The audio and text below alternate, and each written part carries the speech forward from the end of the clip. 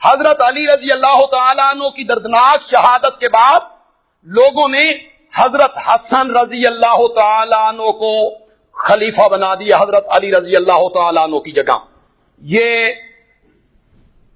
سن 40 ہجری ہے.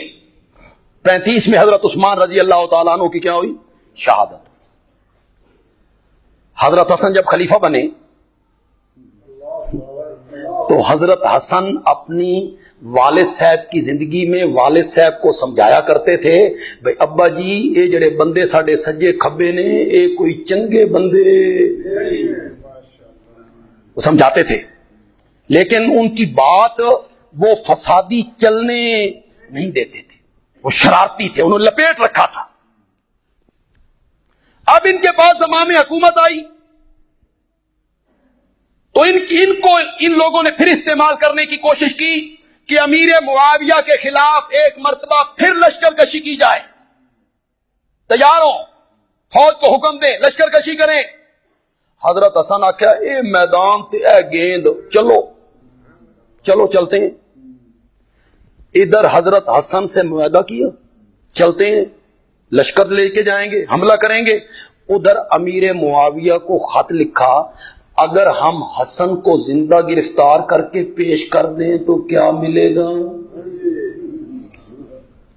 مقصد وہی، انتشار، اختلاف.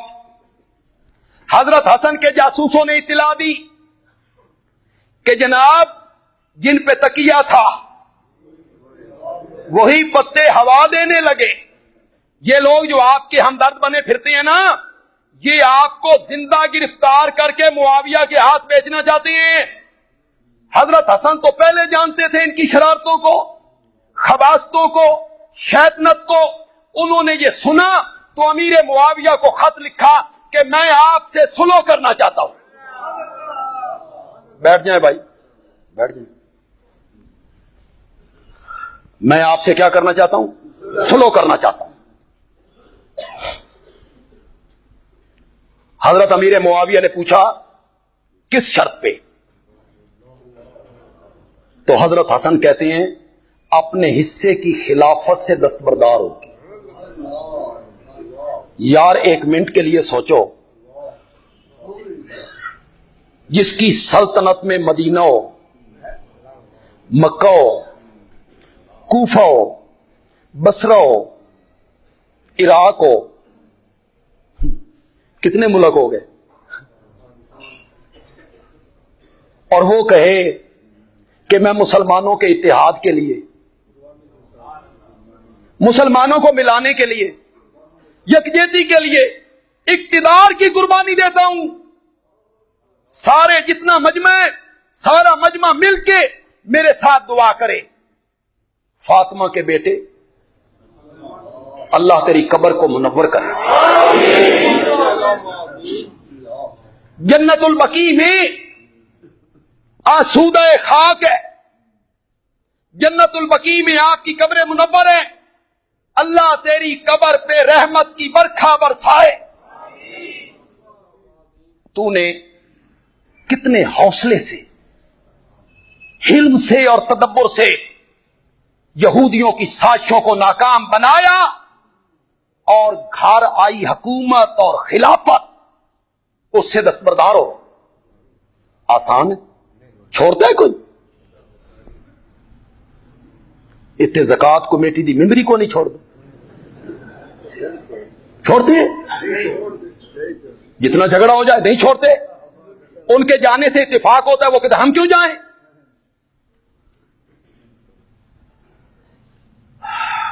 یہ حسن کا ہی کمال. ایک لفظ تھوڑا سا اضافہ کرنا چاہتا ہوں، یہ تو نہیں کہنا چاہتا ہوں کہ غلط لفظ بول گیا ہوں، نہیں. یہ حسن کا بھی کمال ہے اور میرے آقا کی پیشن گوئی بھی ہے. اصل کمال اس کا ہے. پیشن گوئی کی تھی میرے نبی نے صلی اللہ علیہ وسلم نے، جب وہ آپ ممبر پہ تھے. ممبر پہ جمعے کا دن تھا اور حسن آئے تھے قریب، ابھی بچے تھے. بچے یہ اس سے تقریباً 45 سال پہلے کی بات ہے. میرے نبی کبھی حسن کو دیکھتے ہیں، کبھی لوگوں کو دیکھتے ہیں، اور پھر میرے نبی نے کہا ان نبنی ھذا سید، میرا یہ پتر سردار پتر ہے. سید، سید میں نا سردار جی، اور کچھ نہ سمجھ لینا. سید کا میں نا کیا ہے؟ عربی میں سید کس کو کہتے ہیں؟ سعودی عرب میں اندرا گاندھی جایا کرتی تھی تو اخباروں میں سرخیاں لگتی تھیں سیدہ اندرا گاندھی. سیدہ بمانا سردار، بادشاہ. ان نبنی ھذا سید، میرا حسن بیٹا سردار بیٹا ہے. لعل اللہ ان یصلح بہ بین فئتین عظیمتین من المسلمین، اللہ میرے اس بیٹے کے ذریعے مسلمانوں کی دو عظیم جماعتوں کے درمیان صلح کروائے گا. یہ پیشن گوئی کس نے کی تھی؟ زور سے بولو، زور سے بولو. وہ دو جماعتیں کون سی ہیں؟ ایک حضرت علی کی اور دوسری جماعت کس کی ہے؟ اوے لوگو، تمہیں لوگ برگلاتے رہتے ہیں امیر معاویہ کے متعلق تاریخوں کے حوالے دے دے کے، تاریخی کتابوں کے حوالے دے دے کے. میں جو حدیث پیش کر رہا ہوں یہ تاریخ کی کتاب نہیں ہے. بخاری کیا لفظ ہے؟ بین فئتین عظیمتین. ذرا عظیمتین کا لفظ کہو. کون سی جماعت؟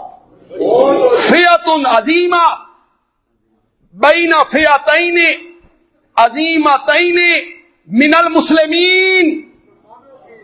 میرے نبی نے دونوں جماعتوں کو کیا کہا ہے؟ زور سے بولو، کیا کہا ہے دونوں جماعتوں کو؟ تم کہتے ہو باغی تھے، میرا نبی کہتا ہے فئتین عظیمتین. حالانکہ کہنا چاہیے تھا ایک باغی جماعت ایک عظیم جماعت، ان دونوں کے درمیان صلح کروائے گا. لیکن میرا نبی کہتا ہے بین فئتین عظیمتین من المسلمین، مسلمانوں کی دو عظیم جماعتوں کے درمیان اللہ میرے اس بیٹے کے ذریعے صلح کروائے گا. میرے نبی کی پیشن گوئی پتھر پہ لکیر ہوتی ہے. بندیالوی کہتا ہے سورج بجائے مشرق کے مغرب سے طلوع ہو سکتا ہے اور چاند بے نور ہو سکتا ہے، ستارے ٹوٹ سکتے ہیں، زمین اوپر جا سکتی ہے، آسمان نیچے آ سکتا ہے، پہاڑ اپنی جگہ چھوڑ سکتے ہیں، سمندر اپنا راستہ بدل سکتے ہیں، تقدیر بدل سکتی ہے اور تدبیر ٹل سکتی ہے. میرے نبی کی کوئی پیشن گوئی جھوٹی نہیں ہو سکتی ہے، نہیں ہو سکتی. میرے نبی نے جو کہا وہ پتھر پہ لکیر ہو گیا. یہ جس کی پیشن گوئیاں جھوٹی نکلتی تھی وہ مرزا قادیانی تھا، وہ جھوٹا نبی تھا، وہ کذاب تھا، وہ دجال تھا. اگر کسی مرزائی سے آپ کا ٹاکرا ہو تو اس سے پوچھنا بے محمدی بیگم دا واقعہ کی ہے. بس اتنی بات آپ نے پوچھنی ہے، پھر اس کے رنگ چہرہ دیکھنا پھر اس کا. بے محمدی بیگم کیا بات ہے؟ مرزے نے کہا تھا محمدی بیگم سے میرا نکاح عرش پہ ہو گیا ہے. محمدی بیگم کے باپ نے محمدی بیگم کی شادی کر دی ملتان. لوگوں نے کہا مرزا جی تسی پیشن گوئی کی تیسی بے میرے نال ہوئے گا، او ہو گیا ملتان. تو کہتے ہیں میں کوئی اے آکھیا سی بھئی کنواری میرے نکاح جائے گی، آئے گی 2.5 سال میں اس کا خامن مر جائے گا. وہ سمجھیا بھئی میں طلاق دیواں جو شاید 2.5 سال بچ دے ہون. ڈرے ڈرے وہ بھی ڈٹ گیا. مرزا 1908 میں ہیضے کی وبا سے مر گیا اور محمدی بیگم کا خامند اس کے کتنے سال بعد تک زندہ رہا. یہ جھوٹے نبی کذاب کی پیشن گوئیاں ہیں، اور میرا نبی جو کہا پتھر پہ لکیر ہو گیا، جو منہ سے نکلا وہ امر ہو گیا. میرے نبی کی پیشن گوئی ہے.